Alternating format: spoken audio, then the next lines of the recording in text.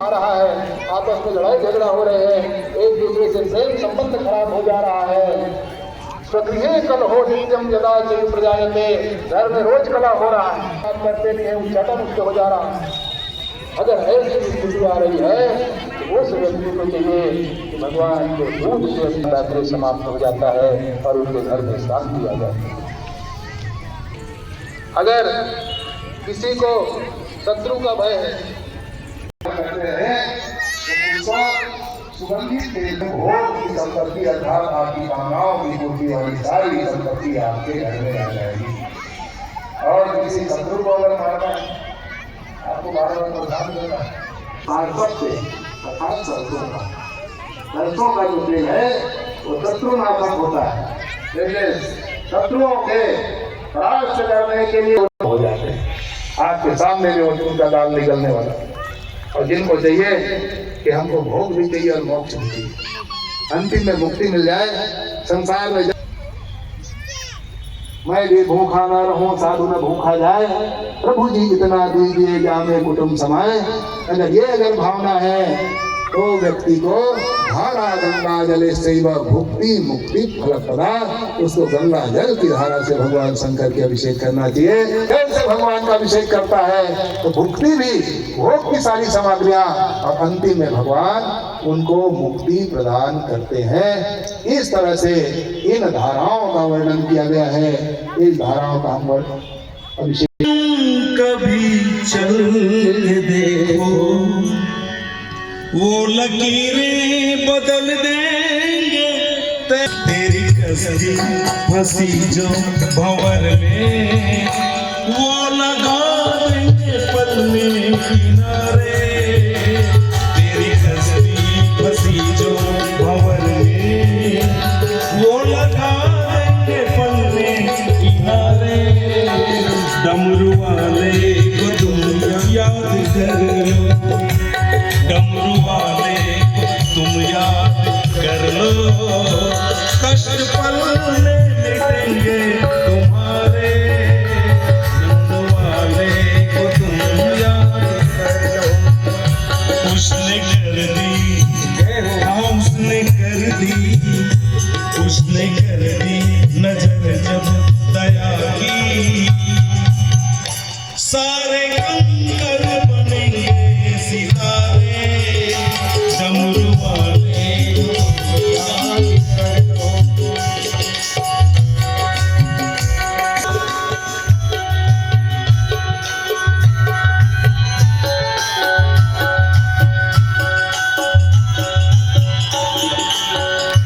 तुम छुपाओगे उनसे भला क्या, कौन कैसा वो पहचानते, किसके मन की गठरिया में क्या है, बाखबर है वो सब जानते। वो न चाहते हैं, वो न चाहते हैं, वो न चाहते हैं उंगली में सबको हम खिलौने क्या बस में हमारे। डमरू वाले को तुम याद करो, डमरू वाले को तुम याद कर लो, कष्ट पल में मिटेंगे तुम्हारे। डमरू वाले को तुम याद कर लो। नमः पार्वती पते हर हर महादेव। इस तरह से अलग अलग फूलों से पूजन, धाराओं से अभिषेक के बारे में बताया। ऋषियों ने पूछा, महाराज अगर किसी को कुबेर बनना है, धनपति बनना है, सबकी इच्छा रहती है कि महाराज हम भी धनवान बन जाए, जो देखता है सोई मन में विचार आता है, महाराज हमको कुबेर बनना है, भले वो यक्ष लोग वाला ना बने, वहाँ वाला जी, पर अपने गांव का कुबेर बन जाए, जी जी, अपने परिवार का कुबेर बन जाए। तो इसके लिए क्या उपाय है कि हम कुबेर जैसे रहें? तब सूत जी ने कहा इसके लिए उपाय है कि शिव के मंदिर में रोज दीप दान करें। जो शिव जी के मंदिर में रोज दीप दान करता है, शिव जी के मंदिर को जो प्रकाशित करता है, भगवान उसके घर को सदा सदा प्रकाशित करके कुबेर जैसे बना देता है। कहा महाराज ये कैसे? तब उन्होंने कुबेर बनने की कथा सुना दी।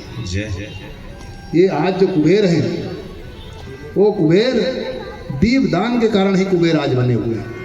जो सारे देवताओं के अधिपति हैं, धनाढ्य हैं, धनपति हैं, ये कुबेर केवल भगवान शंकर के दरबार में धोखे से दीपक जला दिया, और धोखे से दीपक जलने के कारण आज कुबेर बने बैठे हैं। कहा महाराज ये कथा क्या है? ये कैसी कथा है कि कुबेर बन गए? कैसे दीपक उन्होंने जला दिया? तब उन्होंने कहा, ब्रह्मा जी महाराज ने से नारद जी ने पूछा था। भैया मैं वही बता रहा हूँ, ब्रह्मा जी ने बताया था। क्या पूछा था? तो नारद जी ने पूछा था, कदागतो वै कैलासम शंकरो भक्त वत्सलः क्वासकृत्वं स्याद् आसीत् कुबेरेण महात्मना। ब्रह्मा जी से पूछा था, महाराज आजकल धन की पूजा होती है, जो धनवान है उन्हीं के सब जगह पूजन है, और कुबेर है महाराज, इसलिए उसकी विशेषता है। तो ये कुबेर वाली कथा क्या है आप बताओ, कैसे कुबेर बन गया? जाने आपने कितने पुत्र उत्पन्न किए, आपके पुत्रों ने जाने कितने विकास किया, परंतु ये कुबेर कैसे हो गए? तब ब्रह्मा जी ने कहा था, सुनो इसके लिए मैं एक कथा सुना रहा हूँ। कहा क्या कथा है? का एक काम्पिल्य नगर नाम का एक स्थान था कि आसित काम्पिल्य नगरे सोमयाजी कुलोद्भव दीक्षितो यज्ञ दत्ताख्यो यज्ञ विद्या विशारद है। श्री ब्रह्मा जी महाराज नारद को सुना रहे हैं वही बात। दरसूत जी कहते हैं कि एक काम्पिल्य नगर नाम का स्थान था, वहाँ एक सोमयागी यज्ञ दत्त नाम का ब्राह्मण रहता था, बड़ा विद्वान, यज्ञ विद्या विशारद। यज्ञ के लिए तो मानो दूती सूर्य के समान प्रकाशवान करने वाला था, और विद्या का तो मानो सागर था, विशारद था वो, सारे विद्या उसमें अधीत थे। वेद वेदांक विद प्राज्ञो वेदांतादिषु दक्षिण, बहुत सम्मान उनको मिलता था, राजमान्य था। उन्हीं का पर ऐसा संयोग, क्योंकि संयोग और वियोग तो कभी कभी आ जाता है। पूर्व में किए हुए जो कर्म है कभी कभी पुत्र के रूप में उत्पन्न हो जाता है। जो पुत्र होते हैं वो पुत्र फल देने के लिए होता है। आपके अच्छे कर्म और बुरे कर्मों के फल देने के लिए पुत्र की उत्पत्ति होती है। जो पुत्र है वही पूर्व जन्म के फल है। अच्छा अगर कर्म है तो उत्तम फल पुत्र की प्राप्ति होती है, और कहीं कहीं कोई फल खराब हो जाता है आपके कर्म, तो खराब पुत्र की उत्पत्ति हो जाती है। इस जन्म में तो बहुत सुंदर उनका राजपाट था, कोई दिक्कत नहीं थी, बड़ा विद्वान था। उनका एक गुण निधि नाम का पुत्र हुआ। जैसे पुत्र हुआ तो पंडित जी ने बड़े सोच करके समझ करके विचार करके उनका नाम रखा गुण निधि, मानो गुण का निधान हो। पर कभी कभी नाम के अनुसार तो असर पड़ता है, और कभी कभी नाम उल्टा हो जाता है जी। पर कभी न कभी वो असर आता है, बाद में भले आए। कभी कभी नाम जो है वो उत्तम फल देने वाला होता है। आज भी नाम के अनुसार से प्रभाव पड़ता है, इसलिए नाम सोच समझ करके इनका नाम रहता है, उसी हिसाब से वो व्यवहार भी उनका हो जाता है। और कभी कभी नाम गड़बड़ करने वाला हो जाता है। हमारे गुरु जी एक कथा सुनाते थे। एक गांव में एक व्यक्ति था, उनका नाम था ठनठन राय। गुरु जी हमेशा एक कथा सुनाते थे, कहते थे ठनठन राय उनका नाम। उनका विवाह हो गया। उनकी पत्नी का नाम था शांति देवी। अब वो जैसे विवाह होकर के आया तो लोग उनके पूछते थे पत्नी से, देवी ठनठन राय कहाँ है? तो उनको अच्छा ना लगे, कहे ठनठन राय। तो उन्होंने कहा अरे नाम बदल मारा, ये नाम अच्छा नहीं है। तो उन्होंने कहा देवी नाम में क्या रखा है, क्या रखा है नाम में? कहा महाराज नामे में तो सब कुछ रखा है, नाम हो चाहे बदनाम हो नामे में तो होना है, इसलिए नाम का बहुत असर है, हमको अच्छा नहीं लग रहा है। वो कहते थे देखो हमारे गुरुजनों ने, हमारी माता पिता ने कुंडली देख करके जन्म राशि के अनुसार हमारा नामकरण कराया है, इसको बदलना ठीक नहीं है। कहा ना ना ना, हट पे आ गई। और जैसे हट पे आई तो कहो कोई बात नहीं, अब तू ही बताओ क्या नाम रख लूँ। तो कहा मैं अभी ढूंढ के लाती हूँ, अच्छा सा नाम बताऊँगी वही रख लेना। कहा ठीक है बता देना। अब वो नाम ढूंढने चली। जैसे नाम ढूंढने चली तो एक गांव में पहुंच गई। कहते हैं जैसे गांव में वो गई तो एक व्यक्ति कंडा बिन रहा था। कंडा बिनते हुए को देखा, वो कभी देखी नहीं थी, बड़ी घर की थी। उन्होंने कहा भैया ये क्या कर रहे हो? कहा कंडा बिन रहा हूँ। अच्छा ये बताओ आपका नाम क्या है? कहा धनपति राय। कहा धनपति राय कंडा बिन रहा है? कहा ये नाम ठीक नहीं, ये तो बेकार है। आगे चली गई, आगे गई, गांव के पास पहुंची। जैसे गांव के पास पहुंची तो एक मुर्दा आ रहा था। गांव वाले राम नाम सत्य है, राम नाम सत्य है करते हुए ला रहे थे। उनको पूछा भैया ये क्या है, कहाँ ले जा रहे हो? कहा देवी क्या बताएं, मर गया है, मरघट ले जा रहे हैं। अच्छा इसका नाम क्या था? अमर सिंह। अमर सिंह वो मर गया, ये भी ठीक नहीं है। आगे चलो, फिर आगे गांव में गया। गर्मी के दिन तो थे ही, तो सब गांव वाले तो दूसरे कामों में, कुछ मरघट चले गए थे, कुछ कंडा बिनने, कुछ इधर उधर। एक बूढ़ा व्यक्ति लाठी टेकते हुए आ रहा था।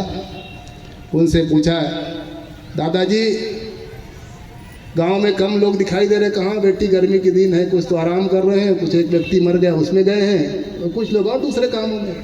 दादा आप कहा देती मैं अंधा हूँ, कहाँ जाऊँ, इसलिए घर में बैठा रहता हूँ, कहीं कभी निकल जाता हूँ। कहा दादा आपका नाम क्या है? कहा नयन सुख। कहा नयन सुख और अंधा? उन्होंने कहा कि इससे अच्छा तो मेरे पति देव हैं। वापिस आ गया। पति देव ने पूछा क्यों देवी नाम चयन कर लिया? कहा नाम क्या चयन करना। उन्होंने कहा कि महाराज बहुत मुश्किल स्थिति है। कहा क्या स्थिति है? कहा महाराज मैं गांव घूमने गया था और वहाँ मैंने देखा अमर सिंह को मरते देखा, कंडा बीने धनपत राय, नयन सुख को अंधा देखा, भरो मेरो ठंठन राय। मेरे तो ठंठन राय ही सबसे बढ़िया है। तो कभी कभी नाम के अनुसार से काम नहीं होता और कभी कभी नाम के अनुसार से काम होने लगते हैं। इनका नाम रखा गुण निधि, पर जैसा गुण निधि नाम रखा था वैसा तो हुआ नहीं, वो बहुत बदमाश निकल गया। आसित गुण निधिर नाम दीक्षितश्चा वै सुतः कृतो उपनयनम शो अष्टौ विद्या जग्राह भूरिशः। समय में उनको अध्यापन भी कराया, यज्ञोपवीत संस्कार भी करा दी, परंतु वो गलत संगति में पड़ गया। अब गलत संगति में पड़ने के कारण अथ पित्रान अभिज्ञातो द्यूत कर्म रतो अभवत, जुआ खेलने लगा। और जो जुआ खेलेगा वो चोरी भी करेगा, क्योंकि हर समय पैसा कहाँ से मिलेगा। और चोरी करेगा, जुआ खेलेगा तो थोड़ा बहुत शाम का जैसे समय होगा तो कहा तो नींद नहीं आ रही इसलिए एक ढक्कन चाहिए, तो शराब भी पिएगा। और शराब भी पिएगा, जो पिएगा वो खाएगा भी, ये तय है, एक दूसरे के साथ जुड़ा हुआ है। अच्छे अच्छे घर के लोग शाम होते ही भाग जा रहे हैं, अखाद्य वस्तुओं को खाने जा रहे हैं, जो अपेय पदार्थ है उसको पी रहे हैं। अरे चलो कोई लाभ रहे तो पियो, तो चलो लाभ है कटही के भाई इसको पीने में लाभ है, तो जब पीते हैं तो उसके साथ में चखना चाहिए। चखना के दुकान लगे हुए हैं, क्यों सही है गलत है? अगर स्वादिष्ट है तो दूसरे वस्तु की क्या आवश्यकता है? कभी कभी क्या है कि औषधि है वो भी कड़वा होता है, उसके लिए शहद आदि की आवश्यकता पड़ती है, मिला के खाना पड़ता है, पर वो शरीर को लाभ देता है। तो ये शरीर को लाभ दे तो शरीर नुकसान हो रहा है। चलो इनको पी लेने के बाद लोग कहें कि भाई बहुत अच्छा, घर वाले कहें कि हाँ हाँ हाँ क्या बात, हमारे घर वाला तो पीता है, प्रशंसा करें, तो घर वाले गाली दे रहे हैं। परिवार अच्छा कहे, समाज अच्छा कहे, तो परिवार समाज वाले देखना नहीं चाहते, लोग उससे दूर रहना चाहते हैं। धर्म की भी हानि हो रही है, धन भी जा रहा है, शरीर का भी नाश हो रहा है, परिवार में भी अशांति फैली हुई है, आपस में मतभेद बना हुआ है। अरे एक तो लाभ रहता कोई अगर एक लाभ रहता है तो कहते भाई ठीक है, अच्छा है आप पीते हो, अमुक लाभ इसमें है। एक तो कोई लाभ हो, न पीने में, न सुगंध में, न धर्म में, न धन में, न घर में, न परिवार में, उसके बाद भी लोग पिए जा रहे हैं। अरे पीने के लिए भगवान ने एक से एक फल के रस बनाए हैं, एक से एक अमृत भगवान ने बनाया है। खाने के लिए ऐसे ऐसे वस्तु बनाए जिनका नाम आप तक आपने सुना नहीं होगा, देखना तो बहुत दूर की बात है। ये सब भगवान ने हमारे लिए व्यवस्था किया है। इन वस्तुओं को खा करके और उसको छोड़ करके अगर हम इन वस्तुओं को खाए पिए तो हमसे बड़ा कृतज्ञ कौन होगा। अन्न दूधा दिखाने को मैंने दिया, मेवा मिष्ठान भी मैंने पैदा किया, फिर भी निर्दय हो जीव को सताने लगा। तू अगर मांस खाए तो मैं क्या करूं, मैंने मानुष जन्म तुझको हीरा दिया, जो तू व्यर्था गवाए तो मैं क्या करूं। मूल वेदों ने सब कुछ बता ही दिया, जो समझ में ना आए तो मैं क्या करूं। बंधुओं, भगवान ने सब कुछ हमारे लिए बना करके भेज दिया है। कोई ऐसी वस्तु नहीं है जो हमारे अनुकूल ना हो, सब कुछ भगवान ने बना दिया है। वेदों में क्या खाना है क्या नहीं खाना है पहले हमने बता दिया था, तो उसी का नाम धर्म है। इसीलिए सारी वस्तुएं हमारे लिए बना के रखे हैं। परंतु क्या करोगे, पूर्व जन्म के कुछ कर्म के कारण, कुछ हमारे पाप के कारण, कुछ काल दोष के कारण और कुछ संग के कारण। संसर्गजा दोष गुणा भवंती, कहा गया है संग का रंग व्यक्ति में चढ़ता है। जैसे करोगे संग वैसे चढ़ेगा रंग, वैसे ही चढ़ जाता है। उनका भी संग बिगड़ गया। ब्राह्मण के कुल में पैदा हुआ था, पर पढ़ना लिखना उन्होंने छोड़ दिया, क्योंकि ब्राह्मण का धर्म है ब्राह्मणो निष्कारणो धर्मः षडंगो वेदो अध्ययो गेयस्य। ब्राह्मण का धर्म है उनको निष्कारण रूप से वेदों का, षडंग वेद का अध्ययन करना चाहिए, सांगोपांग वेद पढ़ना चाहिए उसको, लाभ के लिए नहीं। हमारा पढ़ना धर्म है, हम ब्राह्मण है इसलिए हम पढ़ते हैं। हमको लाभ होगा इसलिए पढ़ें ऐसे नहीं है, हमको पढ़ना ही चाहिए। हमारा धर्म है, परम धर्म है वेद पढ़ना ब्राह्मणों का। ब्राह्मण का जो शरीर है वो केवल काम करने के लिए नहीं है। इसलिए भागवत में भगवान कहते हैं कि ब्राह्मणस्य हि देहं क्षुद्र कामाय निश्यते ज्ञानाय तपसे चैव प्रेत्या अनंत सुखाय च। जो ब्राह्मण का शरीर है वो शुद्ध काम के लिए, केवल काम करने के लिए नहीं, सांसारिक के लिए। ज्ञानाय तपसे चैव प्रेत्या अनंत सुखाय च, तपस्या करने के लिए, ज्ञान प्राप्त करने के लिए, और अंत में उस परम प्रभु जो अनंत है, आनंद को देने वाले हैं, जो सच्चिदानंद है, उस धन को प्राप्त करके अनंत सुख को प्राप्त करने के लिए भगवान ने शरीर प्रदान किया। इसलिए ब्राह्मणों के लिए कहा गया है कि समो दमस तपस शौचम शांतिर्राजर्मेव च ज्ञानम विज्ञानम आस्तिक्यम ब्रह्म कर्म स्वभावजम। ये ब्रह्म कर्म स्वभाव गीता में भगवान ने कहा है, ये ब्राह्मणों का कर्म है। इसलिए नहीं कि उससे कुछ लाभ होगा, इसलिए कि उनको करना ही चाहिए, उस परम धर्म है उनके लिए। और जो अपने धर्म का पालन करता है, स्वे स्वे कर्मण्य अभिरतः संसिद्धिम लभते नरः। गीता में भगवान कहते हैं जो अपने कर्मों का पालन करते हुए, अपने धर्म का पालन करते हुए आगे बढ़ता है, उन्हीं को सिद्धि की प्राप्ति होती है, और अंतिम में पराम गति की प्राप्ति वही कर सकता है जो अपने धर्मानुकूल आचरण करता है। इसलिए जो धर्म आपको मिला हुआ है, माता को माता का धर्म, पिता को पिता का धर्म, भाई को भाई का धर्म, समाज को समाज का धर्म, मुखिया को मुखिया का धर्म, जिसको जो धर्म अगर मिला हुआ है, अगर उसी धर्म का सही सही आप पालन कर देंगे तो आप ही वंदनीय पूजनीय हो जाएंगे और अंततः परम सुख को आप प्राप्त कर सकते हैं। और अगर अपने धर्म का पालन नहीं करेंगे, इसलिए तुलसीदास जी महाराज ने ये शरीर प्राप्त करने के बाद इसी को अधम शरीर कहा है। और इसी शरीर को अगर धर्म का पालन कर देता है तो धर्म पालन करने के बाद पावन शरीर इसी को कहा है। सोई पावन सोई सुभग शरीरा नर्तन पाई भजी रघुवीरा। सोई पावन सोई सुभग शरीरा नर्तन पाई भजी रघुवीरा। क्षिति जल पावक गगन समीरा। क्षिति जल पावक गगन समीरा। पंच रचित यह अधम शरीरा। पंच रचित यह अधम शरीरा। बंधु, यही अधम है। अगर अपने धर्म का पालन नहीं किया, अगर धर्म का पालन कर लिया, सोई पावन, जो अधम कहा गया वही सोई पावन सोई सुभग शरीरा। क्योंकि ये जो शरीर मिला है, ये शरीर संसार के केवल काम करने के लिए नहीं है, ये भगवान के प्राप्ति करने के लिए भगवान ने शरीर प्रदान किया है। इसलिए नहीं दिया है कि हम केवल संसार के काम करते रहें। संसार के काम करते हुए संसार के काम को रामकाज समझ लें। अगर उसी कार्य को रामकाज समझ लेंगे तो उसी कर्मों का फल आपको भोगना नहीं पड़ेगा और उसी से आपको मुक्ति मिल जाएगी।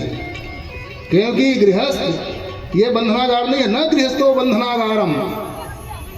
गृहस्थ केवल बंधनागार नहीं है, हम उसके अंदर ये मान लेते हैं कि कर्तृत्व भोक्तृत्व हमारे अंदर है, हम ही करता हैं, इसलिए कर्तापन मानते हैं। इसीलिए भोगने के लिए हमको पुनः शरीर धारण करना पड़ता है। भोगा यत्नम शरीरम, उसको भोगने के लिए शरीर मिलता है। इसलिए इस धर्म को ही राम का समझ लीजिए, धर्म मान लीजिए। जो कुछ आपको जिम्मेदारी मिली है वही मेरा धर्म है।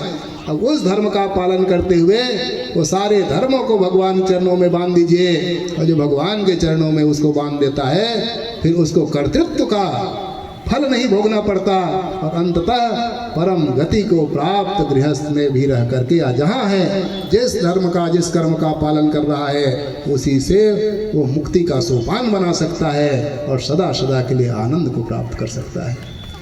इसीलिए जो जिम्मेदारी है उसी को हम पूरा कर दें। जैसे वो गुण निधि था, वो गुण निधि दूसरे के संग में पड़ गया, इसके लिए चोरी करना, डकैती करना, जुआ खेलना। एक दिन की बात है कि उनके जो पिताजी थे यज्ञदत्त महाराज, वो किसी दुकान के पास जा रहे थे, कुछ सामान खरीदना था, तो देखा कि एक वहीं पे खड़ा हुआ व्यक्ति सुंदर अंगूठी पहना हुआ है। इतना बढ़िया अंगूठी था। वो जैसे अंगूठी को उन्होंने देखा, देख करके सोचने लगा कि नष्टाम रत्नमयीं गेहे करस्य पितृरुमा, ये रत्नमयी अंगूठी है, और ये रत्नमयी अंगूठी मुझको तो अमुक देश के राजा ने दिया था जब उसके यहाँ मैं कर्मकांड में गया था। और ये कहा गया था कि हे पंडित जी, ऐसा अमूल्य अंगूठी आपको दे रहा हूँ कि ऐसा दूसरा कोई अंगूठी है नहीं। ऐसा अनमोल अंगूठी मुझको उन्होंने दान दिया था दक्षिणा के रूप में, और ये अंगूठी इसके पास है। इसका मतलब या तो राजा ने झूठ बोला है, और या तो वो अंगूठी मेरे यहाँ घर से चोरी हो गई है। तो उस व्यक्ति जो पहना था उससे कहा, भैया बताओ ये अंगूठी तुमने कहाँ से प्राप्त किया, बता दीजिए कि अंगूठी कहाँ की है। वो अंगूठी हमारी है, आपने शायद चोरी किया है। वो कहने लगा कि महाराज ये अंगूठी मैंने चोरी नहीं की है, चोरी तई कराय दूरो उधर करे अर्पतम, ये चोरी किया है अंगूठी मुझको। तो कहा हाँ ना महाराज मैंने चोरी नहीं किया है, ये तो मेरी अंगूठी है। कहा तूने कहाँ से प्राप्त किया, मैं राजा से शिकायत करूंगा क्योंकि राजा ने अंगूठी मुझको दी है। जब डराने चमकाने लगा तो सत्य बोल दिया उन्होंने कहा महाराज ये अंगूठी मैंने जुआ में जीता है। कहा जुआ में? इसका मतलब जो तेरे साथ जुआ खेला वो चोरी किया होगा।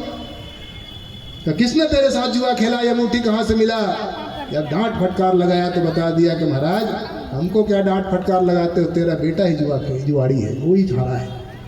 और मेरे पास एक अंगूठी नहीं, आपके घर के जितने उत्तम से उत्तम वस्त्र हैं, उत्तम से उत्तम बर्तन हैं, उत्तम से उत्तम वस्तु है, वो किसी के पास उन्होंने गिरवी रखा है, और कितने को तो हार गया है। इसलिए हमको क्या दोष देते हो, आप अपने बेटे को सुधार नहीं सकते और यहाँ हमको चोर बना रहे हो। जैसे उनको डांट लगाया उस चोर ने, सिर झुक गया, वो घर आ गया और घर आकर के पत्नी से कहा कि देवी वो जो मैं अंगूठी एक बार तुमको दिया था वो कहाँ है? क्योंकि बच्चों को आधे बदमाश बनाने में माँ का हाथ होता है, छुपाती रहती है बहुत सारी चीज़ों को, बहुत चीज़ों को छुपा छुपा करके आगे बढ़ाती है। उनकी माँ जान गई थी कि ये गलत रास्ता पकड़ लिया है, अभी तक के उन्होंने यज्ञदत्त को नहीं बताया था। उन्होंने कहा देवी ये बताओ अंगूठी हमने दिया था? उन्होंने कहा बस अभी खोजती हूँ। कहाँ, वो तो पहले से पता था उनको गायब है। इधर उधर थोड़ा खट पिट मिट की, कहा महाराज अभी मिल नहीं रहा, दूसरे काम में हूँ, थोड़ी देर बाद। अच्छा कोई बात नहीं, शाम तक खोज के दे देना। अच्छा ये बताओ वो जो कपड़ा लाया था दुपट्टा वो कहाँ है? कई चीज़ पूछा, वो जवाब नहीं दे पाई।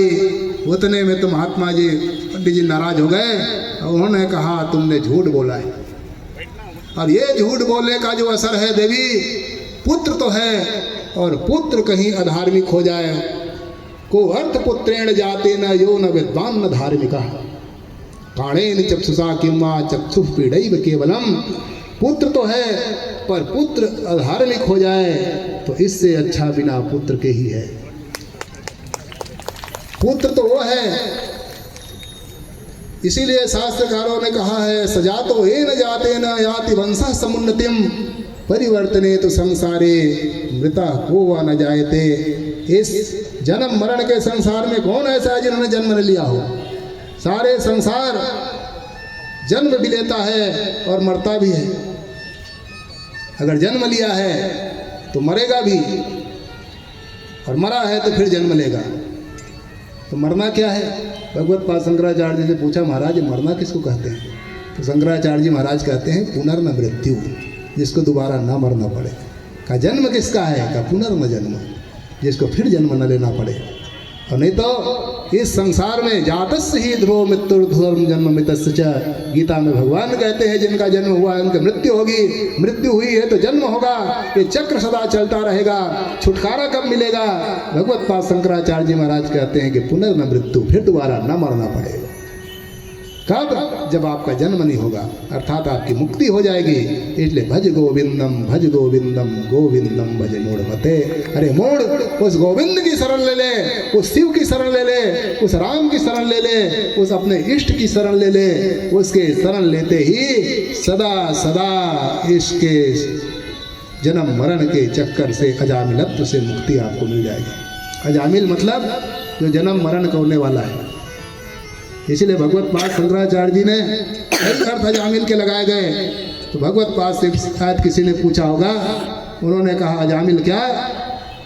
कहा जा मिल अजामिल, पुनरपि जननम पुनरपि मरणम पुनरपि जननी जठरे शयनम। इसी का नाम अजामिल है। आता है जाता है मरता, ये क्रम चलता रहेगा। क्या कब तक के? भगवत पाद शंकराचार्य जी ने कहा भज गोविंदम गोविंदम भज मूढ़ मते। अगर इस अजामिलत्व से पुनरपि जन्म पुनरपि मरणम से छुट्टी पाना है तो आपको गोविंद की शरण ले लेना चाहिए। और जो उस भगवान की शरण ले लेता है वो सदा सदा से इससे मुक्ति पा लेता है। फिर पुनर्न मृत्यु, उनकी दोबारा मरना नहीं होगा उसको।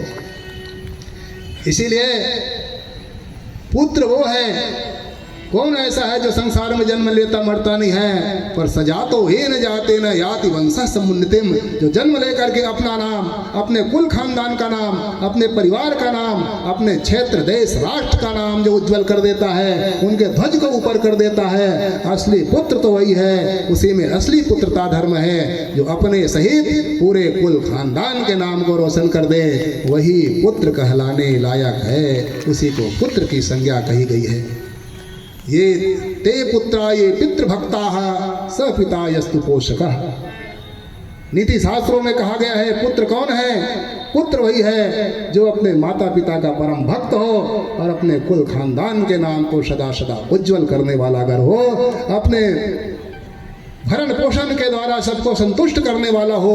अगर कोई ऐसा पुत्र हो तो उसी को पुत्र के नाम से जाना जाता है, जो अपने कुल खानदान को नरकों में जाने से बचा ले। सुन जननी सोई सुत बड़ भागी, जो पितु मातु वचन अनुराग तनय मातु पितु तो सनिहारा तनय मातु पितु तो सनिहारा दुर्लभ जननी सकल संसारा सुन जननी सोई सुध बड़ भागी जो पितु मातु महात्मा जी ने कहा यज्ञदत्त ने कि ऐसे पुत्र से क्या लाभ, इसलिए अपुत्रत्वम वरम नृणाम कुपुत्रत्वात् कुलपाशनात्। अगर कुपुत्र पैदा हो जाए तो पूरे कुल खानदान को नष्ट कर देता है। जैसे एक दुर्गंधित पेड़ जैसे जंगल को समाप्त कर देता है, एक अग्नि की ज्वाला जैसे जंगल को समाप्त कर दे, एक मरा हुआ जीव पूरे कुएं को जैसे गंदगी फैला देता है, वैसे ही ये पुत्र कुपुत्र है, ये हमारे वंश परंपरा को समाप्त करने वाला है। इसलिए तजेत एकम कुलस्यार्थे नीति रेशाम सनातनी।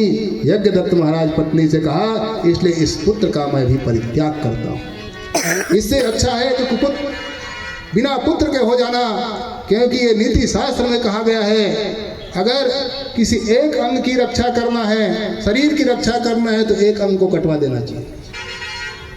अगर घर की रक्षा करना है, एक व्यक्ति खराब होगा तो उसको निकाल देना चाहिए।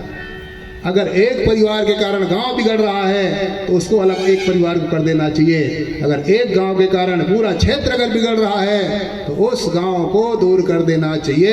ये नीतिकार कहता है त्यजेत एकम कुलस्यार्थे ग्रामस्यार्थे कुलम त्यजेत ग्रामम जनपदस्यार्थे आत्मार्थे पृथ्वीम त्यजेत। ये नीति है।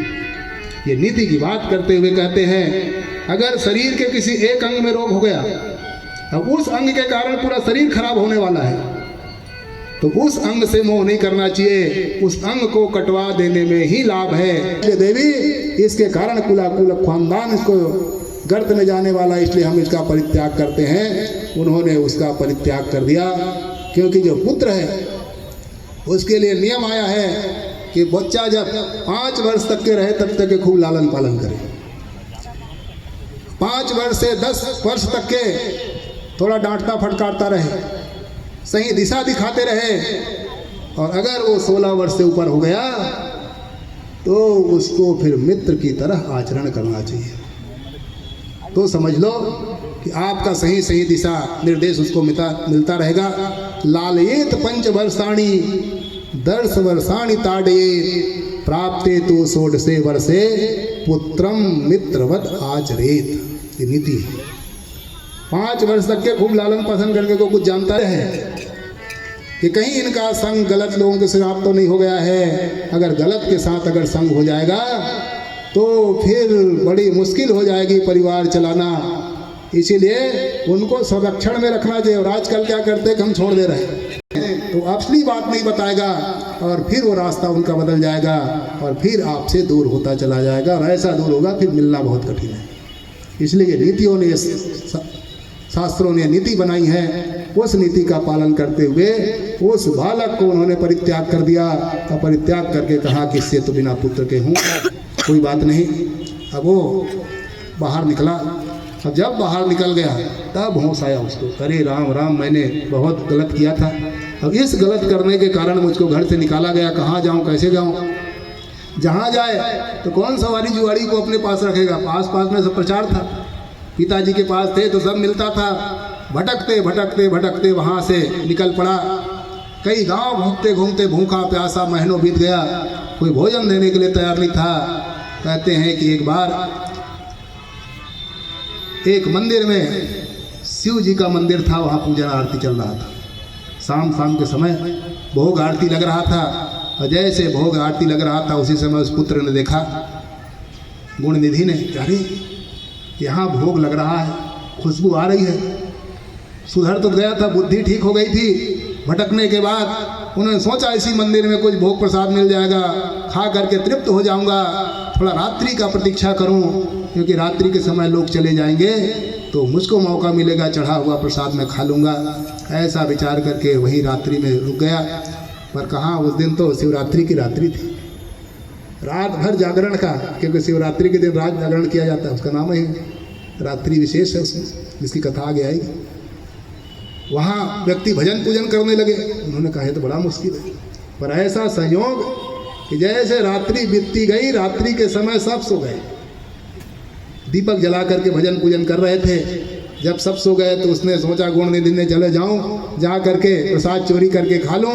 और जैसे अंदर हो गया दौड़ते हुए, तो दीपम मंद प्रभम दृष्टवा पक्वान वीक्षणाय सह, वो दीपक मंद हो चुके, सब सो गए थे, इसलिए दीपक को चढ़ाने वाला कोई था नहीं, इसलिए दीपक मंद हो गया था, तेल खत्म होने वाले थे। उन्होंने सोचा कुछ दिख नहीं रहा है, कहाँ कहाँ पकवान रखा है, कहाँ करूं, और कहीं लोग जाग जाएंगे तो बड़ा मुश्किल हो जाएगा।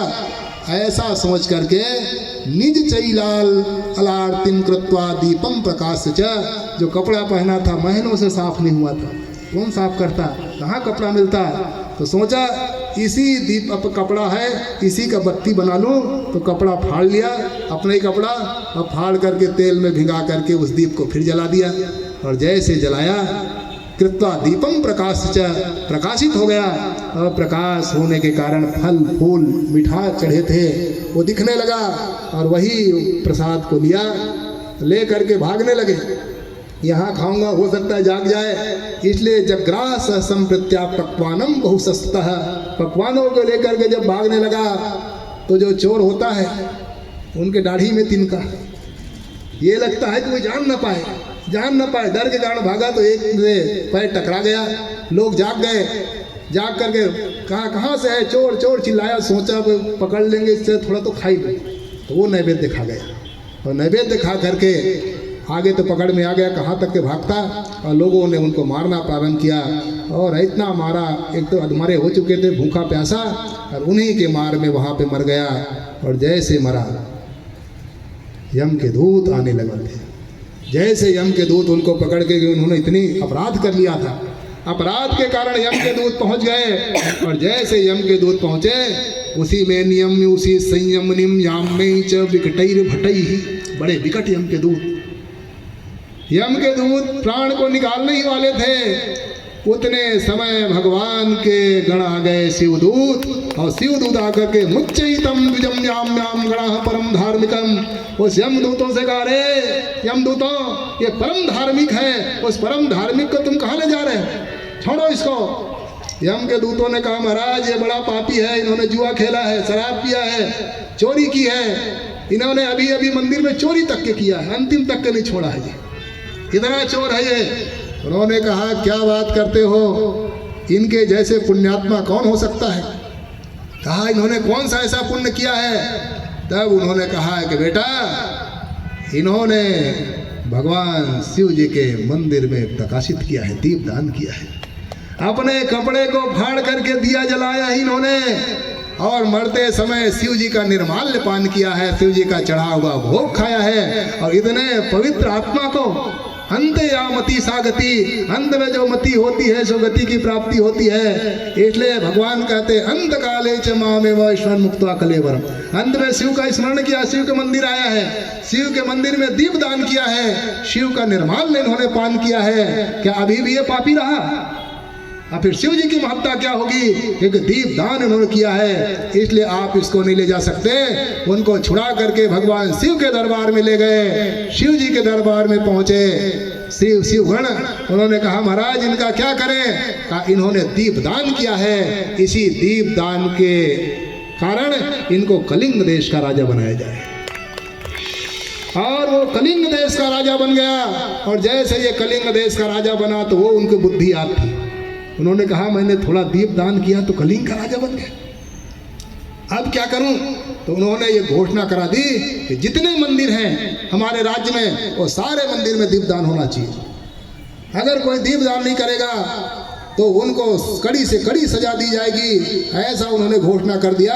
और वही जब कलिंग देश का राजा जब मरा, तो उसी के बाद भगवान शंकर के दरबार में गया, और भगवान शंकर ने उसी चोर को इस समय का जो कुबेर है वो कुबेर का पद प्रदान कर दिया और आज वही कुबेर के रूप में प्रतिष्ठित है। केवल दीपदान करने से, वो भी धोखे से दीपदान किया है। तो बंधु, जो दीपदान भगवान के करता है, स दीपवास योगात बहुदीनान प्रदीप्त वही अलकायाः पति भूत द्रव दीप शिखाश्रय, और अलकापुरी का राजा बन गया और आज वही कुबेर के रूप में है। जब धोखे से उन्होंने दीपदान किया तो ये पद जब प्राप्त कर सकता है, तो हमने कथा सुन ली है, कथा सुन करके अगर मंदिर में दीपदान करेंगे तो कम से कम अलकापुरी नहीं तो अपने घर का राजा तो बन ही सकते हैं। इसलिए हर व्यक्ति को दीपदान मंदिर में करना चाहिए, और जो मंदिर में दीपदान करता है उनके यहाँ धन की कभी कमी नहीं होती और वो कुबेर की तरह सदा रहता है। इसलिए मंदिर में दीपदान करना चाहिए। बोलो शंकर भगवान की जय। तेरे लिए घर मरना पड़े तो तेरे दर पे ही मरूं, तेरे लिए घर मरना पड़े तो तेरे दर पे ही मरूं। क्या